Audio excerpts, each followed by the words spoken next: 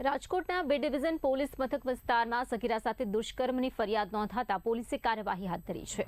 આ ફરિયાદ અનુસાર અરમાન આયુબ શેખ નામના આરોપીએ અમદાવાદની એક હોટલમાં સગીરા સાથે દુષ્કર્મ આચર્યું હોવાનો આક્ષેપ છે। સમગ્ર મામલે પોલીસે ગંભીરતાથી તપાસ હાથ ધરી છે। ફરિયાદમાં અફઝલ રફીક શેખ નામના અન્ય શખ્સનું પણ નામ સામે આવ્યું છે। આરોપ છે કે અફઝલે સગીરાને કારમાં સાથે લઈ જવામાં મદદ કરી હતી।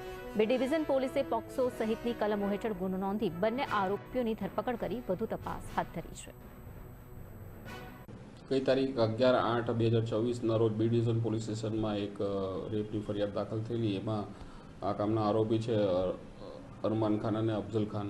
તો એ બંને આરોપીઓએ આ જે જુવેનાઇલ છોકરી છે એને પકડીને ત્યાંથી અમદાવાદ લઈ ગયેલા અને અમદાવાદ હોટલમાં રાખીને એનો અરમાન છે એને 2-3 વખત શારીરિક સંબંધ બાંધેલા એ બાબતની ફરિયાદ દાખલ કરવામાં છે અને આવે છે અને B division police station PI તપાસ કરી રહ્યા છે।